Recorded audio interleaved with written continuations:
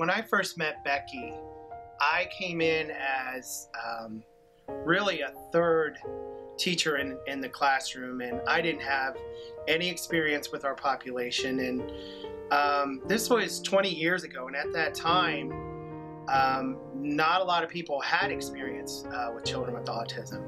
But when I stepped in the classroom with Becky, I think the first thing that struck me was how confident she was in the abilities of our students. It wasn't anything that I had found anywhere else. Even in my limited experience, I was sort of not so much told, but given the impression that it was accepted that our students couldn't learn. And Becky was the first one that expected our students to learn.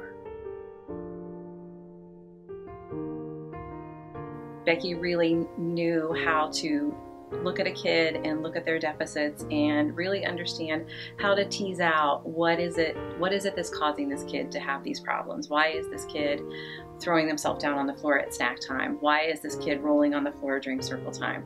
And what Becky had the natural ability to do was figure that out. This kid needs picture symbols. This kid needs a different kind of a chair.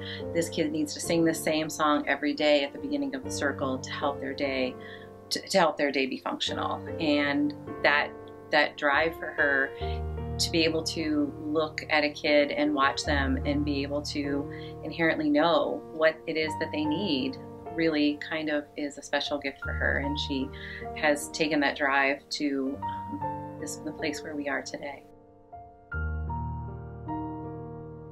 We first met Becky 5 days after Matthew was diagnosed.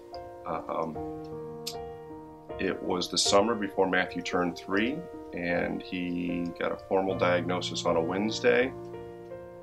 And the following Monday, a mutual friend had introduced us to Becky, and she was sitting in our kitchen, stopping our heads from spinning, and already had a plan for working with this little guy.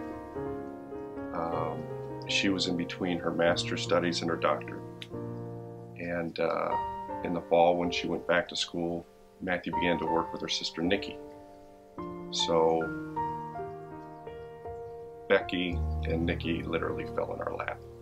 And it was a blessing, and it remains a blessing.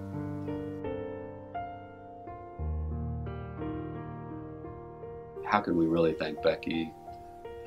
We've said thank you 1,000 times, but it doesn't even begin to really express the hope that she has given to our children, our child on the spectrum, on all the kids on the spectrum, and really to the families as well.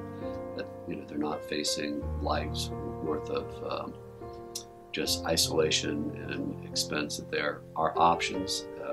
There are many things that the children can do. They can grow. They can learn to do, be productive citizens. When we were given Katie's, now I'll start to cry. When we were given Katie's diagnosis at the clinic, Cleveland Clinic, we were told there, and this was in the late 90s, you might as well just put her in an institution.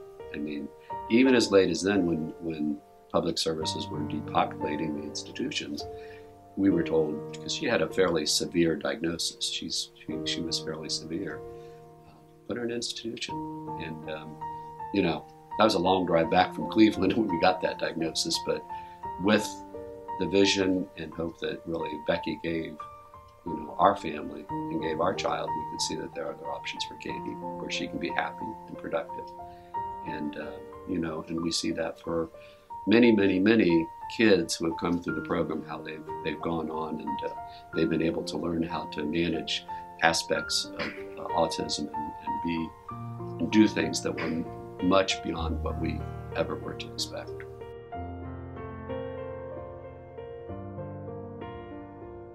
Oliver was 25 months old when he was diagnosed being autistic. Around 19 months, Oliver had about 50 words, but then slowly stopped speaking. And it only took about 3 weeks to lose all of his language. And at that point, we were aware something was wrong. So we took the normal measures of we got in touch with Help Me Grow to move in that direction. We got an appointment set up with Nysonger, and it took about 6 months to get through all of those processes to get the diagnosis. But that was in the end of October, and by the beginning of December we had a placement at Oakstone, and things were really moving forward. We had worked with Oliver through my mother-in-law, who's a speech therapist, and things that we had researched and found, and got him starting to speak some words again.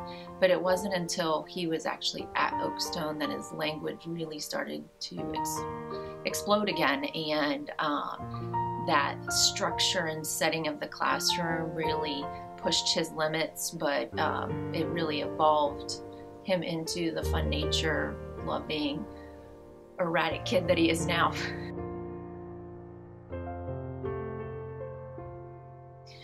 Jake, he's always been a very active child. He's been a part of the cross-country team this year. Now he's a freshman. He's been a part of the cross-country team. He was given the opportunity to go to the state meet.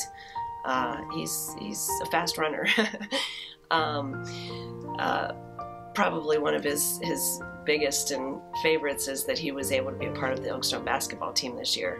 And there were tryouts, and he was very, very nervous. That's just all he wanted, was to make the basketball team. And he was fortunate enough to make it. He was just so excited and so enthusiastic. The coaches really worked with him. He's a pretty decent defender. You put him on a guy, he's on there before the referee blows the whistle. Offense is a little different story, but Jake would not have that opportunity at any other school.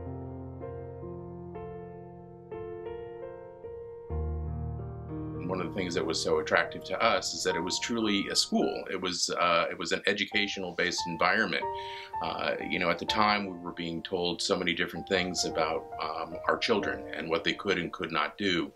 Becky always believed that there was more, and that there was so much more that our kids could do and could accomplish, and we believed that as well. And a lot of that was that they can read, they can do math, they can adapt in a social environment and do well in those environments if they were only given the opportunity to do that.